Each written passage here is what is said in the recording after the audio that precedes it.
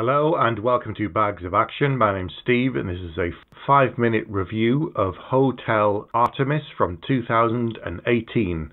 The film is written and directed by Drew Pearce, who most famously has been a writer on Iron Man 3. He also worked on Mission Impossible Rogue Nation, Fast and Furious Hobbs and Shaw, and this is the first film that he's written and directed. This film has an all-star cast, and I mean that absolutely, with the likes of Jodie Foster, Sterling K. Brown, Sofia Boutella, Jeff Goldblum, Zachary Quinto, Dave Bautista. The list of names goes on and on. So it's a slightly unusual film in that it's set in the near future in Los Angeles, where the world is going to hell in a handbasket. Water has been privatized, and the company that controls it are putting up the prices, or something's going on and they're restricting water, and the city is essentially going into lockdown. There are riots on the street everywhere. Nowhere is safe. In the midst of this, there is this one place, the Hotel Artemis, where criminals can go to get patched up. It's independent. You're not allowed to kill anybody. You can't take weapons in, and once you're inside, you can stay there until you're better, and then you have to leave. And it's run by the nurse, played by Jodie Foster, and it's a bit of an unusual film in that in some ways it feels like a locked room mystery, because you've got all of these really unusual people with code names. We'll never actually find out their real names. The name they're given is the room that they're staying in, things like Niagara, Honolulu, Nice, Waikiki, and so on. You've got Bautista, who's the enforcer at the hotel, who also works with the nurse to make sure nothing goes wrong. And then you have all of these unusual characters coming in, and it all goes a little bit pear-shaped for the characters, but also for the story.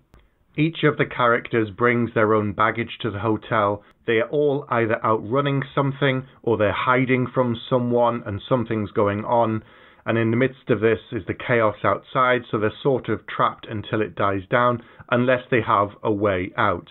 I didn't mention one of the characters, played by Charlie Day. His character is called Acapulco, and he's a bit of a weird character, as all of them are to some degree, but he is the only one that feels like a caricature of a real person. He's some kind of criminal who's done a job, who damaged his eye, and he's in there getting repaired. He's got a lot of money and a very big mouth, and he talks like some kind of weird gangster, and yet it's almost like he's in a totally different film to everybody else. You have Sofia Boutella playing Nice. She's there to kill somebody who we know is going to come into the hotel. You've got Sterling K. Brown, who's playing it very straight. He and his brother are doing a bank job. Something went wrong. They end up in the hotel trying to get repaired and get healed until it's safe for them to make an escape. So in the midst of all of this, you've also got the nurse, played by Jodie Foster, who's an amazing actress. You can't argue with that on any level. And yet her story is this really personal one, where she keeps having flashbacks to something that happened with her son. She's got agoraphobia. She hasn't left the hotel in years. She has problems with anxiety.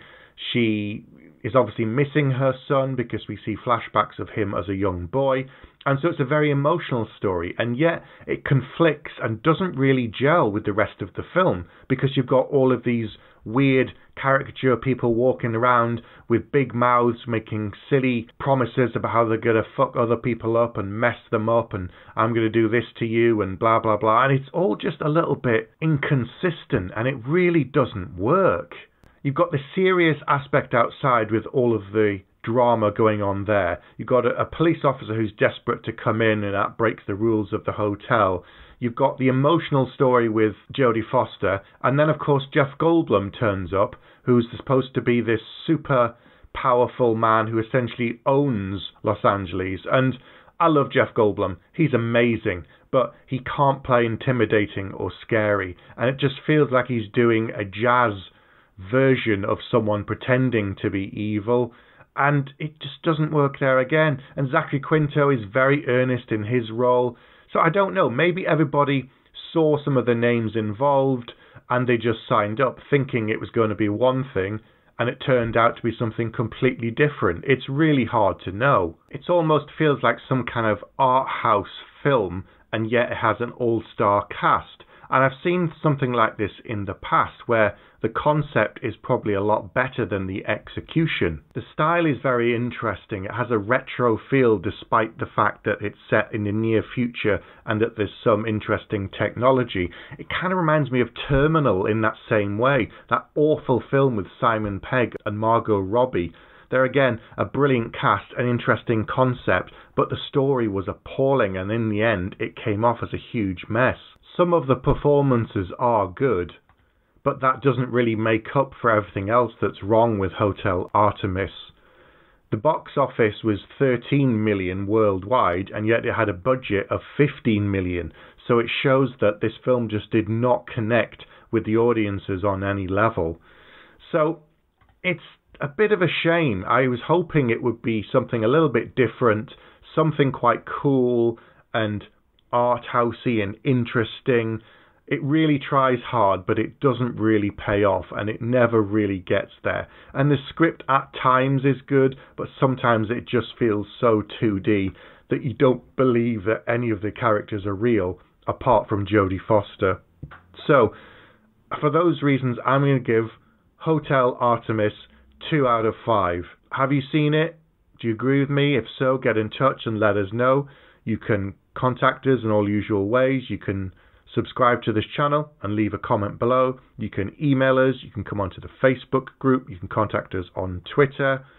We're putting out new episodes every week with either myself or my co-hosts. If you like what we do and you want to support us, we're also on Ko-fi. Thanks for listening, and see you next time.